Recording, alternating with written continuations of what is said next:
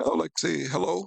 This is Alan Galloway speaking again on a subject that's very dear to me. The subject is, does crime pay? And a lot of people have said crime does not pay. And I disagree 100%. Crime does pay. It just doesn't pay for those who get caught. Crime does pay.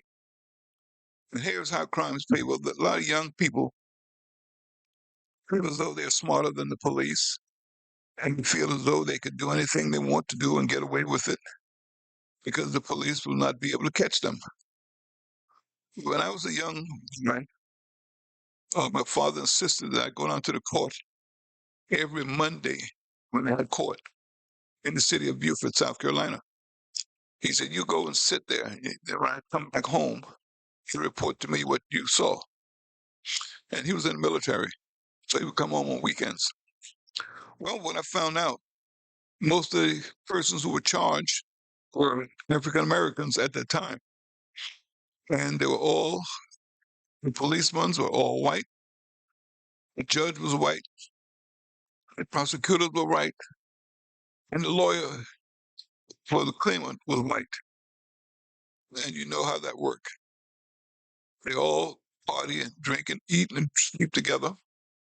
So when the poor little black fella comes up there, if he is guilty, naturally they're going to find him guilty. If he's innocent, then they might find him innocent. Crime does pay. Here's how it pays. When a young man or a young woman decides that he's going to or she's going to sell drugs, we use drugs because that's easier for us to understand very quickly.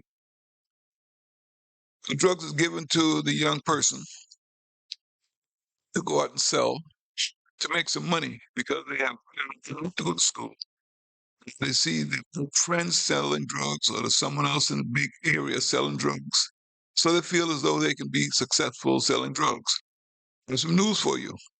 You do not retire from selling drugs. You either go to jail or you're going to the cemetery. So the only two places you go. You do not collect Social Security from selling drugs. But here's how it pays for the guy who gets caught. The sheriff office or the police is trained to look for those who are selling drugs. And one of the best ways to find out, go into the neighborhood. Ask any 5 or 6 year older, where is the drug house? And they'll point it right down there. That's where it is. But if the 6 year old knows where the drug house is, you should certainly know, the police know where the drug house is to be found.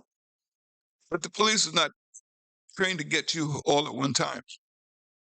Here's how it works.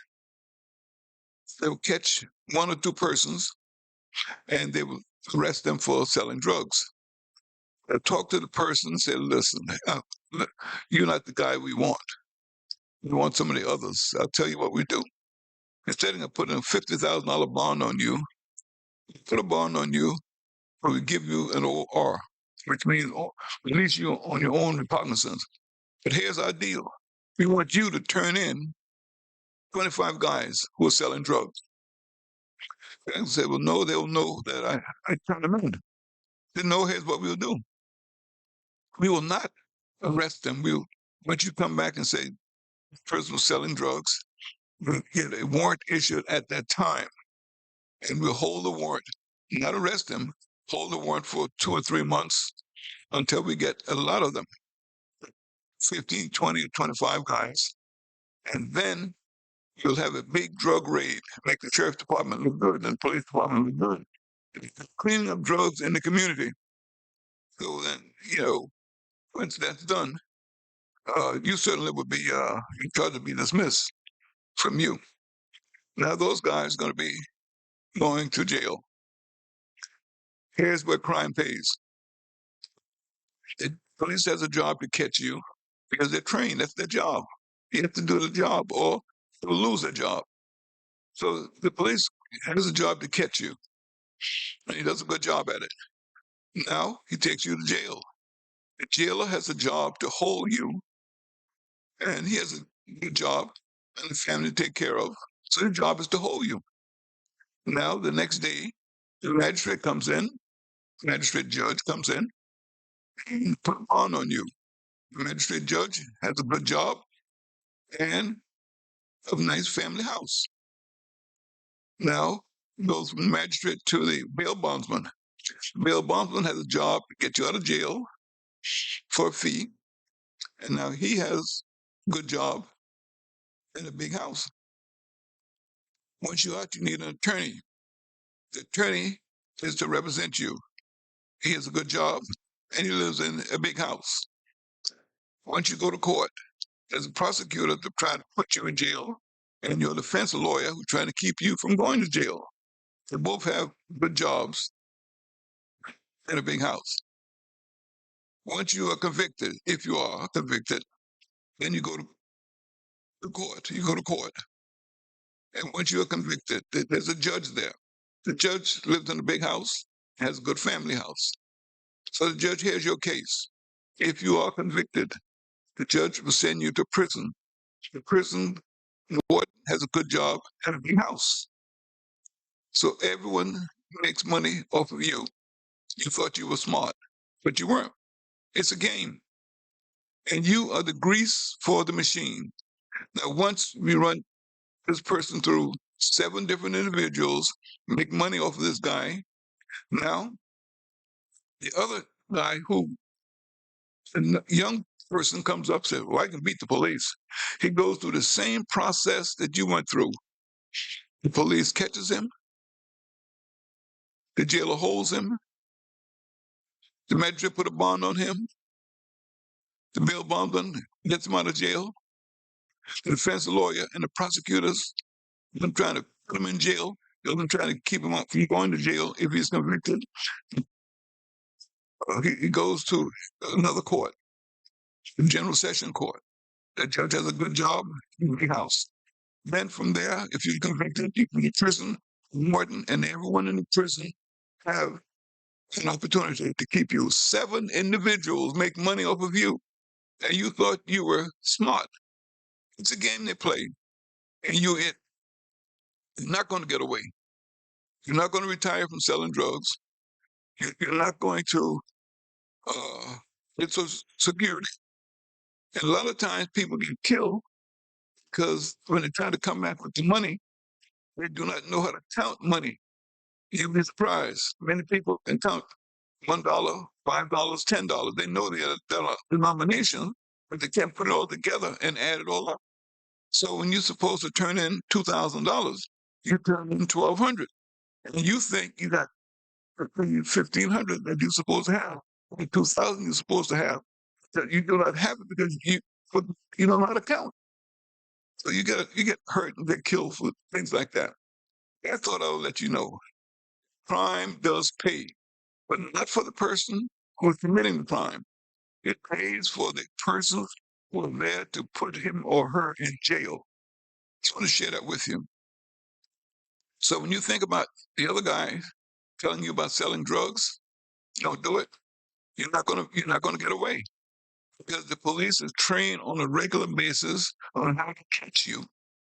They even have drones. They put a drone up in the air and they follow you to the drug house, or they go near the drug house and put a drone up in the air and record what you're doing at the drug house while you're walking around. Another way they catch a lot of young drug dealers or drug dealers, old or young, they have a decoy. The beautiful girls, they will come and they look for the drug dealer. And he said, honey, I love to go out with you. So you see this beautiful person, nice legs, low cut dress, you're tempted. So when you go out and you think you're going to with a regular girl, you're going with the police officer. And you say, well, she doesn't have a gun, but she's trained in martial arts. She doesn't need a gun. You need the gun. And if you try to do anything to her, she can hurt you. And after she play around with you for a month or two, talking to you, not doing anything else but talking, finding out your secrets, where you go to get drugs and those kinds of things, and she would tell you, I have to go for a week vacation. I'll be back. And then we can really get together. I'm telling you, I love you. We can get together. But you go on a week vacation, you never see her again. Next thing you know, you're locked up. You and your cohorts are locked up because you were not paying attention. You were selling drugs, and it was a decoy, and they got you locked up. A lot of other things that we see in this day and time, the young black male basketball player, football player, and baseball player. Here's what happened. He said, well, they all seem to be marrying white girls. Basketball player marrying a white girl, football player marrying a white girl, and the baseball player marrying a white girl. But here's why. Here's what happens. From my perspective, when they go down to the game and they spot a person with potential, the girl parents said, look, I like him.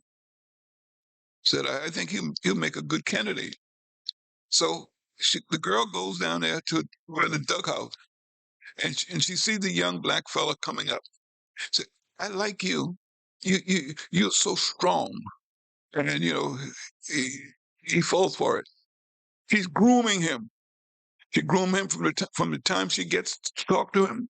She groomed him and said, I really like you. My family likes you. I want you to meet my family. He's a second year college, playing ball, doing a great job, and have potential to make a lot of money. By the junior year, oh, she's got him going. She's been watching him, going to the games in the back, cheering, the best cheerer in the whole school. She's cheering. Now, this guy gets picked for a team. Prior to him getting picked, she, the whole family likes him. They cheer him on always. And he thinks, oh, they like me. Yeah, I'm a big man. Me, a white girl, or Spanish girl, or some other girl, black girl, but usually a white girl. Well, he goes up, he's picked first draft choice football, $50 million contract. Who do you see sitting beside him, or standing beside him when he gets that award? White girl. Now, she has been successful. She groomed him all along. Now she's got him, and they're going to get married. It's all over the newspaper, all over the magazines. Black girls are upset because he married the white girl. See, the white girl groomed that man, young boy, groomed him. The parents groomed him because they're looking at the money. Now she has one or two children for him. And she filed for divorce. He get $50 million. She get 49 million. It's not a bad deal. But she groomed him for it. So we have to pay attention to how to get sucked in to those kinds of deals. Not all happens like that, but that's one perspective that we see. I just thought we need to be careful and mindful of what we're going to do.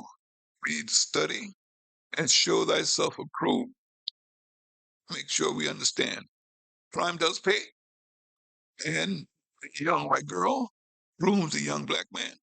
When he makes all that money, he gets it, and she goes back home to the family.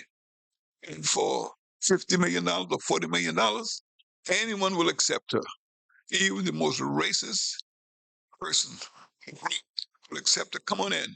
Girl, you did good. You filthy rich. And then move to the neighborhood where it's accepted. And when you're rich, everything else goes out of the window. Thought I'd share that with you. Nice talking to you. Look forward to seeing you and hearing from you again. May God be with you all. Amen. Out.